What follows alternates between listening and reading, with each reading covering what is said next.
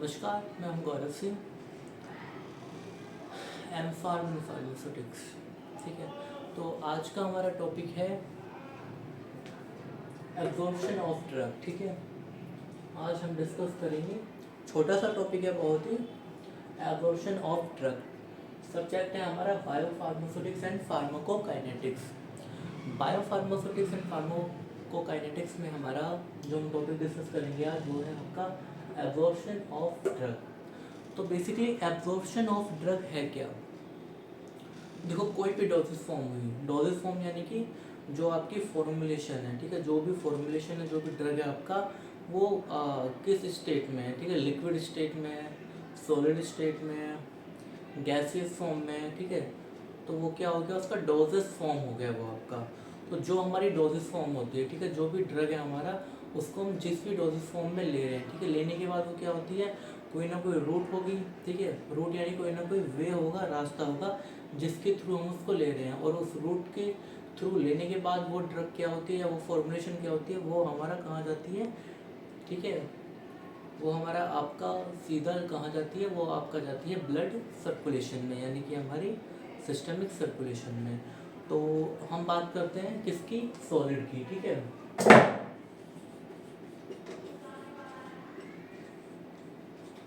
ठीक है, सॉलिड में हमने क्या किया, हमने कोई भी सॉलिड डोजेज फॉर्म ली, यानी कि हम लोगों ने टैबलेट ली। टैबलेट को क्या किया हमने, टैबलेट को हम लोग कौन सी रूट से एडमिनिस्टर करते हैं, ओरल रूट से। ठीक है, टैबलेट जो है सॉलिड डोजेज फॉर्म है, सॉलिड डोजेज फॉर्म क्या करते हैं हम लोग, ओरल रूट से इसको एडमिनिस्टर करते हैं। तो सॉलिड डोजेज फॉर्म को हमने क्या किया, ओरल रूट से एडमिनिस्टर किया। एडमिनिस्टर करने के बाद उसका क्या हुआ, सॉलिड डोजेज फॉर्म आपका, ठीक है, एक टैबलेट थी, वो टैबलेट क्या हुआ आपका, उसका डिसइंटीग्रेशन हुआ, यानी कि वो टैबलेट आपकी पहले, ठीक है, ऐसी थी, फिर उसका डिसइंटीग्रेशन हुआ, तो वो छोटे छोटे छोटे छोटे छोटे छोटे क्या हुआ, पार्ट्स में डिवाइड होगी।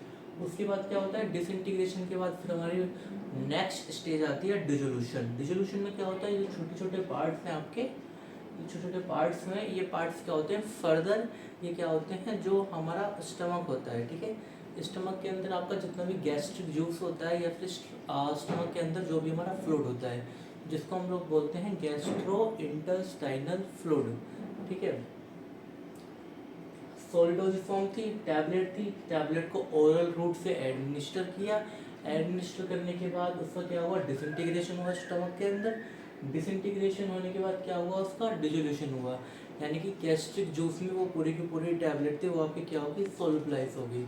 उसके बाद क्या होता है, ये सॉल्यूशन आपका आगे, ठीक है, फॉरवर्ड होता है या आगे मूवमेंट करता है, और ये कहाँ जाता है, आपका इंटेस्टाइन के अंदर जाता है। इंटेस्टाइन में क्या होता है, इंटेस्टाइन में ड्रग का एब्जॉर्प्शन होता है, कि इंटेस्टाइन में क्या होता है आपका, स्मॉल इंटेस्टाइन में, स्मॉल इंटेस्टाइन में ड्रग हमारी एब्जॉर्ब होती है, और एब्जॉर्ब होकर के कहाँ चली जाती है, एब्जॉर्ब होकर के वो चली जाती है आपका सिस्टमिक सर्कुलेशन, यानी कि आपका ब्लड के अंदर ड्रग आपकी चली जाती है। ठीक है, तो बेसिकली एब्जॉर्प्शन ऑफ ड्रग की सिंपल डेफिनेशन क्या है, the process of movement of drug from its site of administration to systemic circulation. ठीक है, तो एब्जॉर्प्शन ऑफ ड्रग क्या है आपका, the process of movement, the process of movement यानी कि ड्रग की मूवमेंट का जो प्रोसेस है, ठीक है, ड्रग जो आपकी मूवमेंट कर रही है और उसका प्रोसेस, प्रोसेस यानी कि route of its site of administration, यानी कि साइट ऑफ एडमिनिस्ट्रेशन यानी कि ओरल रूट। सॉलिड की बात कर रहे हैं हम लोग, एग्जांपल में टैबलेट लेके चल रहे हैं, तो जो टैबलेट हमारी ओरल रूट से, ठीक है, ओरल रूट से हमने ली और उसका मूवमेंट हुआ, ठीक है, उसके मूवमेंट की प्रोसेस आगे बढ़ी आगे बढ़ी, और वो ड्रग इन द एंड कहाँ पहुँच गई, इन द एंड ड्रग आपका, ठीक है, एब्जॉर्ब होकर के सिस्टमिक सर्कुलेशन यानी कि ब्लड के अंदर पहुँच गई। वो क्या है आपका, ये है आपका absorption of drug, the process of movement of drug from its site of administration to systemic circulation is called as absorption. ठीक है, ड्रग थी, ओरल रूट से ली, लेने के बाद वो कहाँ चलेगी आपका, डिसइंटीग्रेट, ठीक है, डिसइंटीग्रेशन हुआ, डिसोल्यूशन हुआ, उसके बाद वो इंटेस्टाइन में गई, वहाँ वो अब्जॉर्ब हुई और वो आपका सिस्टमिक सर्कुलेशन में पहुँच गई। तो रूट ऑफ एडमिनिस्ट्रेशन यानी कि गोली को लेने गोली को लिया हमने, लेने के बाद वो आपका ब्लड के अंदर पहुंच गई। ये पूरी की मूवमेंट की जो पूरी प्रोसेस हुई है, ठीक है। ड्रग को उसकी route of administration, oral route से उसके ब्लड यानी कि सिस्टमिक सर्कुलेशन में जाने तक की जो पूरी प्रोसेस है वो क्या है आपकी एब्जॉर्प्शन है। सॉलिड के केस में था।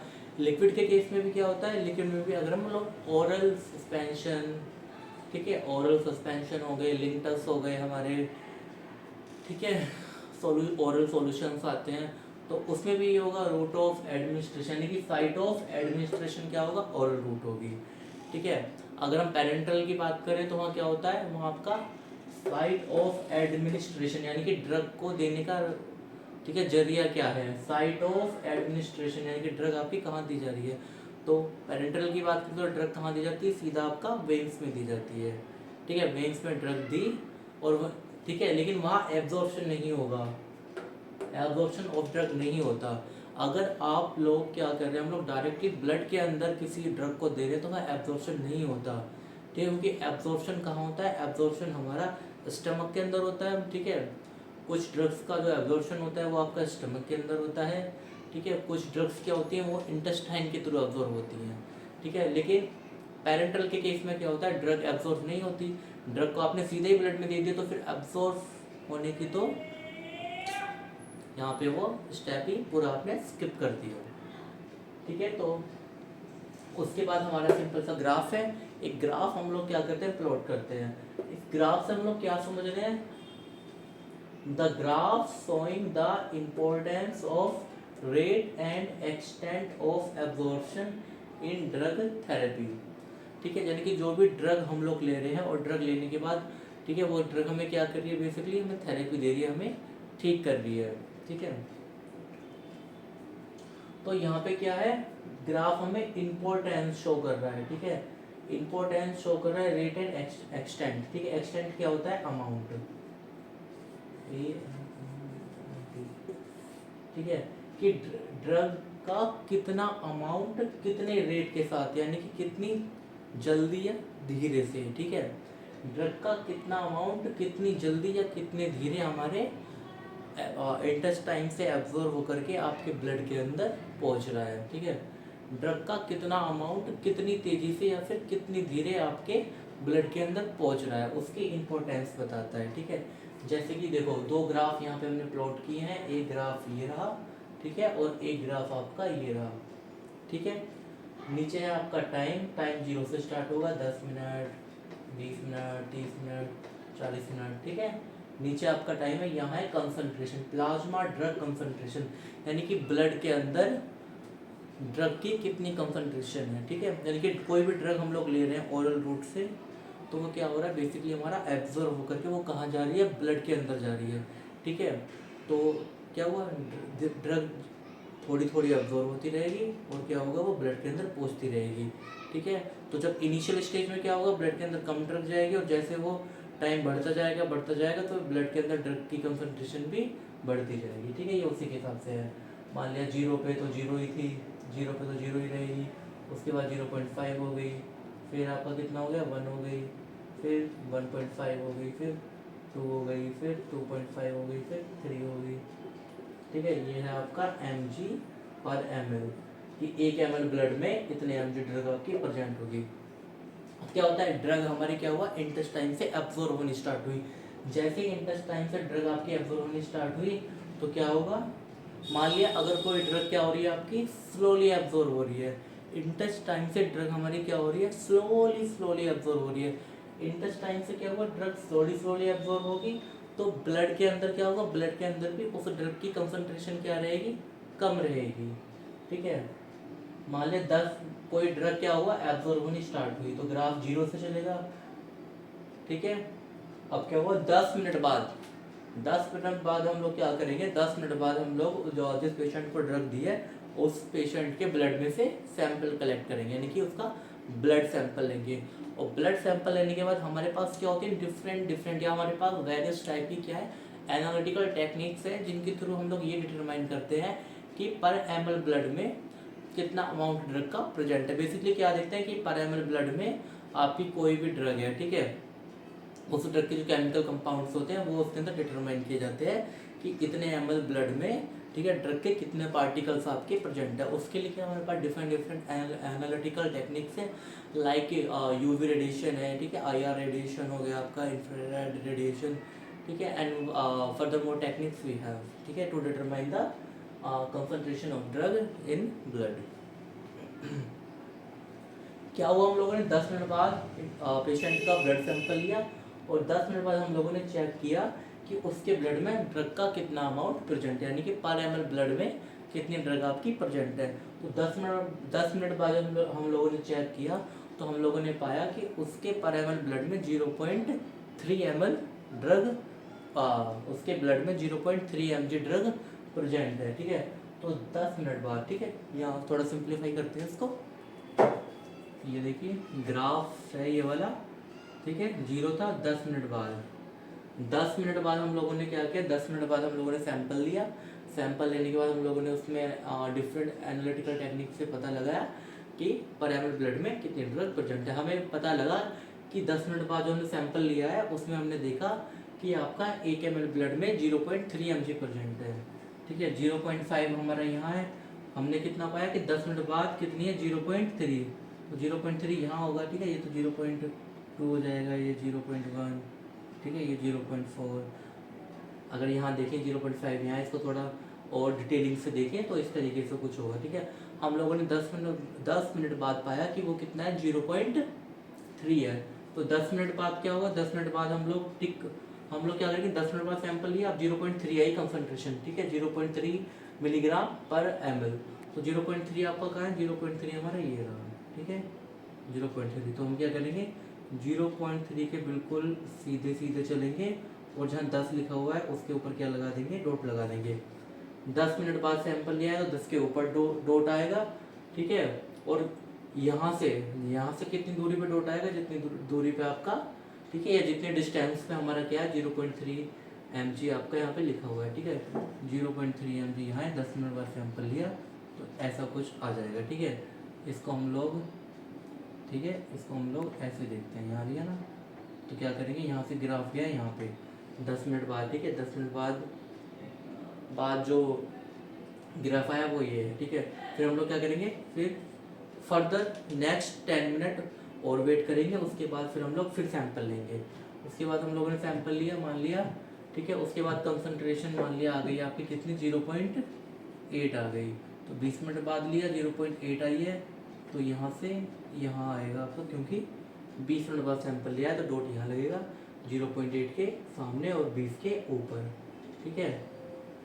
अब क्या होगा, ये ग्राफ जो आपका यहाँ था, एक पॉइंट यहाँ था, पहले जो पॉइंट आया था, दूसरा पॉइंट यहाँ हो गया।